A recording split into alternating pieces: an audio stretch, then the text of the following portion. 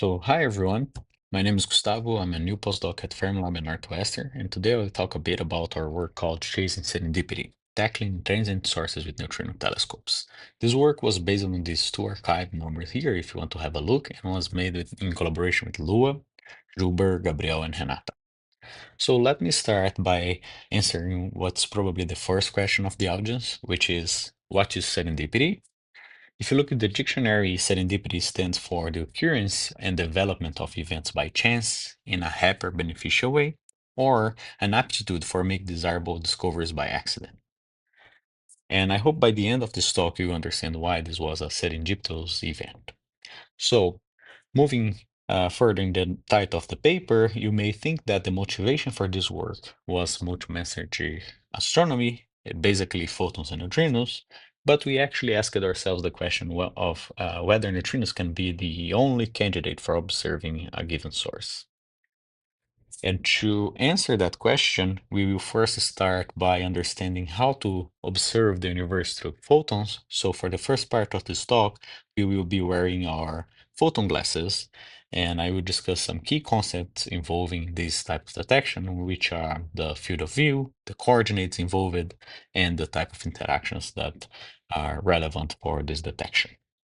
So the field of view is quite simple. It is the portion of the sky that the experiment monitors. So basically, if I have a given source and the experiment is aligned with the source in such a way that the source lies within the field of view of uh, the experiment will detect the flux of particles coming from that source.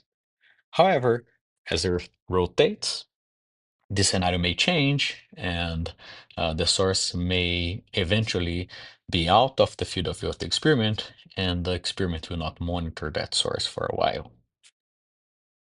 Let me show you one example now, not like a toy example, but an actual example of an instantaneous field of view of gamma-ray observatories. Here in green we have LASSO, in purple Hawk, in red HAS, in orange Veritas, and in yellow Pierre Roger.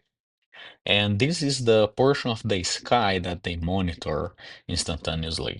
Okay, we will discuss more details on what this instantaneous on what instantaneous mean here, and I also describe what are these dashed lines soon. So just to understand this plot is equatorial coordinates where we have the declination here, delta, which is a type of latitude, and right ascension here, which is a type of longitude in the celestial map. The declination is measured in degrees, and the right ascension is typically measured in hours. So even though I'm discussing about the instantaneous field of view, it's interesting to think about the instantaneous blind spots, which are the regions in white here, where and these are not monitored by the gamma ray observatories, as anything happening in those regions will lie outside the field of view of the experiments. And we will comment on the event of varying time soon. So as I said, this is instantaneous, and by instantaneous, we had to fix a timestamp, and we fixed that to February 13th in 2023 at this time here, 1 a.m., 16 minutes and 47 seconds. And that was the time that the K-Internet collaboration detected the ultra high energy event. Okay, so that's the timestamp that this instantaneous field of views were plotted, and the dashed lines show a few hours after the event. Okay, and the declination and right ascension of the event is minus 7.8 degrees and now and 94.3 degrees. So this is the timestamp we used to make this plot. This event was the most energetic elementary part ever observed. I have here a snapshot of the collaboration showing the energy deposition. This was an immense energy deposition, and this is like the highest energy neutrino we have ever detected. And the source is still under debate. The event was nearly horizontal, zero point 0.6 degrees above the horizon, and the reconstructed mean energy was 120 PeV. And here I have the plot showing the trajectory of the neutrino and then the muon made by the K-Internet collaboration. So this is an example of serendipity in practice in the sense that our work started before the ChemTreeNet paper, but after that result, we have a highly motivated example to study. And however, everything we have discussed so far is always true, regardless of the ChemTreeNet event. Okay, you could also plot that instantaneous field of view of the different experiments at any timestamp you'd like. So the summary so far, we show that there are blind regions in the instantaneous field of view of gamma ray experiments. But why instantaneous? Why are we interested in instantaneous field of view? So basically, the ultra high energy neutrino measured the ultra high energy neutrino measured by ChemTreeNet can also be called the ultra high energy unknown in particle physics, in the sense that we have a clash of titans, meaning that we have IceCube in one side and ChemTreeNet in the other side. But ChemTreeNet is a new experiment and was not fully deployed at the time of the detection. They had only 10% of strings attached, and IceCube has been operating for 11 years, such that what's the orange of this event that would lead to a signal in ChemTreeNet and be consistent with the fact that IceCube have never measured a neutrino of this energy before. So people have studied that, and you have to assume something about the source. And if you assume that this comes from a diffuse flux, the tension varies within a range of 2.5 to 3.5 sigma. If you assume a cosmogenic origin, you have a 3.1 to 3.6 sigma. And if you look at transient sources, the tension is lowered. That's because you are not fighting against the whole lifetime of IceCube anymore, but only the interval where the burst or of this transient source lasts. That's the time scale that will matter for transient signals. Therefore, a transient burst helps in reconciling the non-observation of the event. And for fast transient signals, what matters is the instantaneous field of view of the source. So basically, the relative position between the source and the experiment at the time of the burst. That's why we are interested in instantaneous field of views. So one example is a primordial black hole. And I will give you just the details that we need to follow the talk. So basically, we will assume that this primordial black hole evaporates only in standard model degrees of freedom. Specifically, we are interested in gamma rays and neutrinos. And this flux may come from a secondary or primary flux, in the sense that the primary particles come directly from the evaporation of the PBH, while the secondary ones come from the decay of the primary particle. So basically, for example, if the black hole evaporates into pions, then these pions can decay into photons and neutrinos, providing a secondary flux. Okay. And the only thing we need to know from the PBH side is the fact that the temperature and mass are correlating the following manner. When the temperature is low, the PBH is heavy, but when the mass is the mass decreases, the temperature increases, meaning that the final stage of the PBH life is characterized by a burst of high energetic particles. To illustrate that, I have here the number of neutrinos per unit energy and time. And here I'm displaying this flux in terms of the time remaining before completing the evaporation of the PBH. So basically, as you can see, one day before, which is this blue curve, we have the energy around peaking around 1000 GeV, and this moves to the right as the PBH evaporates and towards the end of its lifetime. And as you can see, the number of particles also increase. That's why it's characterized as a burst. And here I'm showing also in dashed the primary spectrum. So as you can see, the higher energy tail is dominated by the primary spectrum, while the contribution for the low energy tail comes mostly from the secondary spectrum. So now we need to find a way to get the instantaneous field of view of neutrino telescopes. We have already discussed the photons. And to do that, we will start with IceCube. So for IceCube, we have the effective areas, and this is public, and we have that as a function of the declination. and we can basically translate this dependence of declination right ascension at the time of the Cambridge-Net event into into local coordinates and reconstruct the path that the neutrino would travel in to reach IceCube for neutrinos that would be emitted from the source that originated the Cambridge-Net event. Okay, so if we start with IceCube and we have a pair of delta and right ascension, we can basically fix a time and we can translate that into a zenith angle or a local coordinate. Okay. And because we have the effective area of IceCube, we will work under the assumption that we can model K-Internet as a detector like IceCube and use the IceCube effective area to compute the K-Internet effective area, but take into account the fact that the zenith that they would see, that the K-Internet would see, is different from IceCube, meaning that for a given pair of delta and right ascension or declination right ascension and a time, we will construct different zeniths, and this will translate in different effective areas for both experiments. Here I have a plot showing this dependence for both IceCube and K-Internet. IceCube, as it sits at the South Pole, the dependence is is trivial, but for Chemtranet, this is not the case. And as you can see, at the time of the Chemtranet event, we have this thick line. The reconstruction from zenith to declination is one, but if you take like a few hours later, it will be completely different.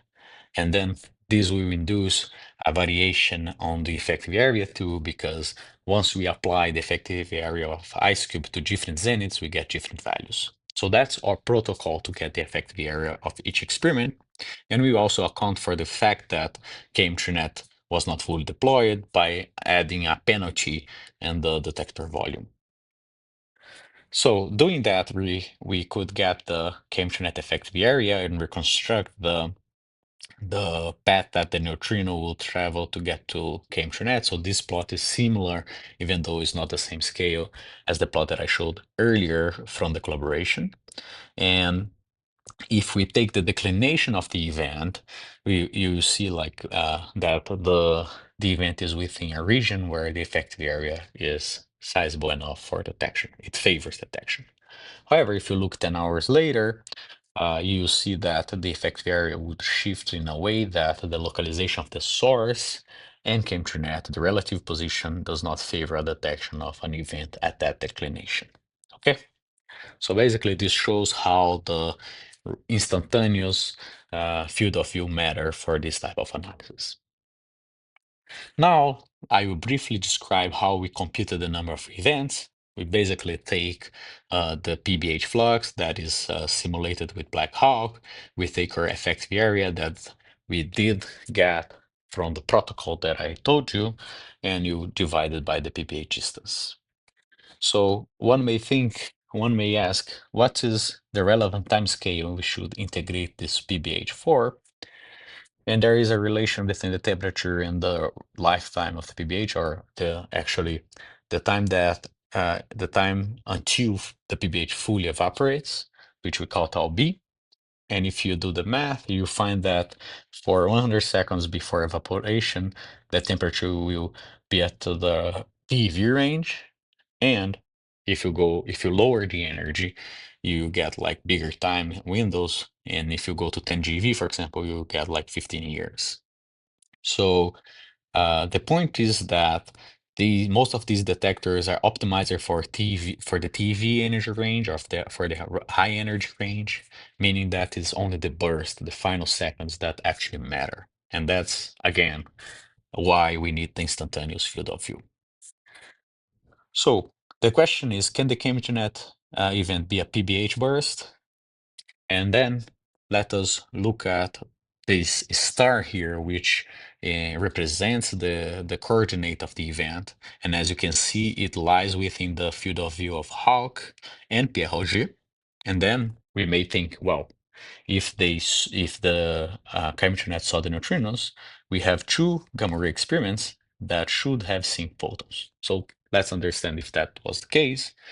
And we actually discovered that Hawk was not operating during the chemical-net detection. So even if the event lies within Hawk's field of view, it will probably miss it because it was not operating. For PRG instead, PRG is optimized for even higher energies, and the number of events is very suppressed there already. So even though there are two photon detectors where the location of the chemical-net event lies within their field of view, they shouldn't have seen anything, as they did not see.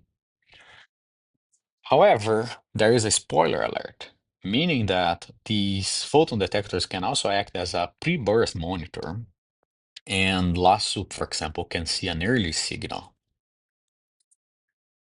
And as I will show now, if that is the case, one PBH event in ChemtraNet would not be serendipitous at all. We would be spoiled by a lot.